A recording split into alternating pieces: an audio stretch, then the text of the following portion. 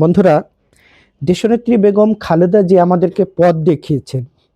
সেটি হলো যে বাংলাদেশের একটি ফ্যাসিস্ট সরকার ছিল, যারা গত 17 বছরে দেশনেত্রী বেগম খালেদা জিয়া, তারেক রহমান এবং বিএনপিকে ধ্বংস করার জন্য এমন কোনো কাজ নেই, যারা দিল্লির দাসত্ব হয়ে, দিল্লির দাসী হয়ে চেষ্টা করেছিল। কখনো কিন্তু তিনি থেমেছিলেন না। আপনারা জানেন যে আজকে ফেলানি দিবস। আজকে ফেলানিকে 14 বছর আগে নতজানু পররাষ্ট্রনীতির কারণে দিল্লির দাসত্ব দাসীর সেদিন ফেলানিকে যখন হত্যা করা হয়, তখন তিনি কথা বলেননি। কারণ দিল্লির দাসত্ব নিয়ে তাকে ক্ষমতায় থাকতে হবে। তিনি বারবার বেগম খালেদা জিয়া, তারেক রহমান, বিএনপিকে ধ্বংস করার জন্য যে প্রচেষ্টা তিনি করেছিলেন দলকে ভাঙার জন্য, বেগম খালেদা জিয়া যেখানে সমগ্র বাংলাদেশের মানুষ বলছিল যে তাকে বিদেশে চিকিৎসা দেওয়া হোক, কিন্তু তাকে চিকিৎসা দিতে দেয়নি, না দিয়ে তিনি তুচ্ছ তাচ্ছিল্যের সাথে কথা বলেছিলেন। দেশনেত্রী বেগম খালেদা জিয়ার বিরুদ্ধে কুরুচিপূর্ণ বক্তব্য দিয়েছিলেন। আমরা এই কুরুচিপূর্ণ বক্তব্য দেব না এই কারণে যে আমাদের নেত্রী আমাদেরকে কুরুচিপূর্ণ বক্তব্য শেখায় নাই। কিন্তু আমরা যারা রাজনীতিক কর্মী, আমাদেরকে গভীরভাবে রাজনীতির ইতিহাস পর্যালোচনা করতে হবে। আগামী 10 বছর পরে রাজনীতির যে ইতিহাস লেখা থাকবে, সেই ইতিহাসে শেখ হাসিনা নিজে নিজে ঘৃণিত হিসাবে থাকবেন, আর দেশনেত্রী বেগম খালেদা জিয়া নন্দিত হিসাবে থাকবেন। এটাই হলো বাস্তবতা। যেই ব্যক্তিটি বেগম খালেদা জিয়াকে নিয়ে তুচ্ছ তাচ্ছিল্যতা করেছিল, সেই ব্যক্তিটিকে যখন মারা যায়, তখন কোটি কোটি মানুষ আবেগ, ভালোবাসা, কান্না দিয়ে বিদায় জানিয়েছেন। এটাই হলো খালেদা জিয়া। সেদিন কিন্তু শুধু বিএনপির লোক যায় নাই, সেখানে দল বল নির্বিশেষে বিশ্ব নেতারাও শোকবার্তা দিয়েছেন, তারাও এসেছিলেন। এটাই হলো বেগম খালেদা জিয়া। কিন্তু রাজনৈতিক কর্মী হিসাবে খুব কষ্ট হয় যে শেখ হাসিনা মারা গেলে তার লাশটা বাংলাদেশে আসবে কি না। কারণ আমরা দেখেছিলাম ক্যাঙ্গারু কোর্টের মাধ্যমে যাদেরকে মানবতা বিরোধী অপরাধে ফাঁসি দিয়েছিলেন, তাদের লাশটাও দাফন করতে দেয়নি শেখ হাসিনা। আল্লাহর যে নির্মম আল্লাহর যে বিচার, সেই বিচার থেকে কিন্তু কেউ রক্ষা পায় না। আমাদেরকে শিখতে হবে। কারণ তিনি যখন একটা ব্যক্তিকে, একটা লাশকে মাটি দিতে চায় নাই, তার লাশ কিভাবে বাংলাদেশের মাটিতে আসে?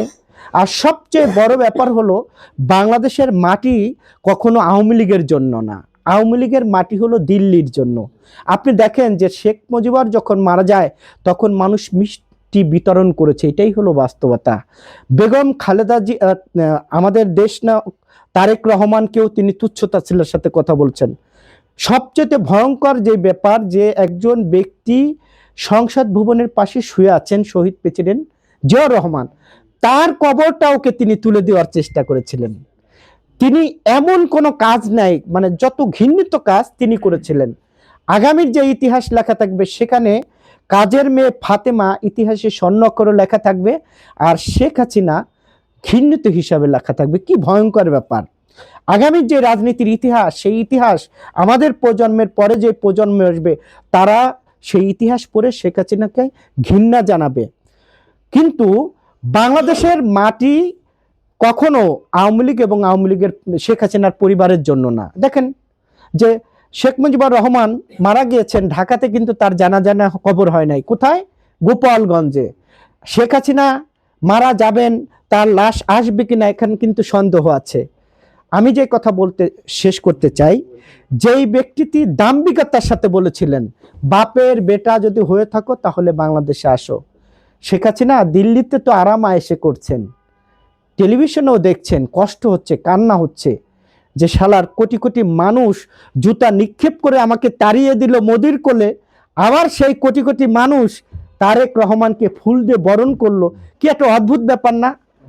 চরম একটা অদ্ভুত ব্যাপার না? যেই কোটি কোটি মানুষ তাকে জুতা দিয়ে নিক্ষেপ করে দিল্লিতে মোদির কোলে বসিয়ে দিয়েছে, সেখান থেকে সে টেলিভিশনে দেখছে যে কোটি কোটি মানুষ ফুল দিয়ে তারেক রহমানকে বরণ করে নিচ্ছে, আফসোস করছে। ইতিহাসের পাতায় আমরা দেখেছি কয়েকজন নেতার নাম। একটা হলো রাশিয়ার লেনিন, আরেকটি হলো ইরানের আয়াতুল্লাহ খামেনি, এবং পাকিস্তানের বেনজির ভুট্টো, এবং আমরা যার কথা গর্ব করি, ইতিহাসে বলি যে যিনি গত ২৭ বছর কারাগারে থেকেও নেলসন ম্যান্ডেলা। তা এখন দেখেন যে ইতিহাস কি ভয়ঙ্কর। তারেক রহমানকে দাবাতে যে তিনিই দেবে গেলেন, আর তারেক রহমান ইতিহাসে যেই ভীষণ বড় বড় নেতা যাদেরকে কারাগার এবং প্রবাসী জীবন থেকেও তাদেরকে কখনো দাবিয়ে রাখা যায় নাই, তার মধ্যে ইতিমধ্যে তারেক রহমান কিন্তু নাম রাখিয়ে ফেলেছেন এই নেতাদের। আমরা একটা ইতিহাসে দেখলাম যে ফিলিপাইনের জুনিয়র কলিগ উনি যখন নির্বাসিত জীবন থেকে তার দেশে যাচ্ছিলেন তখনই কিন্তু বিমানবন্দরে তাকে হত্যা করা হয়েছিল। আমি শেখ হাসিনাকে বলতে চাই যে জাতির কাছে এসে আপনি ক্ষমা চান। আওয়ামী লীগ এই গণহত্যাকারী যে রাজনৈতিক দল তারাও জাতির কাছে ক্ষমা চাক। যদি জাতি তাদেরকে গ্রহণ করে আমাদের কোনো আপত্তি নেই, কিন্তু আমরা যারা রাজনৈতিক কর্মী এখানে যারা আছেন আমি সকলকে অনুরোধ করব, সকলকে যে রাজনীতি করেন, যে দেশনেত্রী বেগম খালেদা জিয়া আমাদেরকে যে পথ দেখিয়েছেন আমরা যেন সেই পথে চলি, তাহলেই আগামী দিনের সুন্দর একটি বাংলাদেশ নির্মাণ করতে পারবো। শহীদ প্রেসিডেন্ট জিয়া রহমান যে ১৯ দফা দিয়েছেন সেই ১৯ দফা যদি আমরা স্মরণ করতে পারতাম তাহলে এই গত ১৭-১৮ বছরে যেই আমাদের উপরে জুলুম নির্যাতন অত্যাচার এবং সুন্দর বাংলাদেশ গড়তে পারিনি আমরা কিন্তু গড়তে পারতাম। এবং আজকে আমরা এখান থেকে শপথ করব দেশনেত্রী বেগম খালেদা জিয়ার অসমাপ্ত যেই কাজ সেই কাজ দেশনায়ক তারেক রহমানের নেতৃত্বে আমরা গড়ব এবং নতুন বাংলাদেশ নির্মাণ করব, এটাই হবে আমাদের শপথ। সকলকে ধন্যবাদ। আল্লাহ হাফেজ।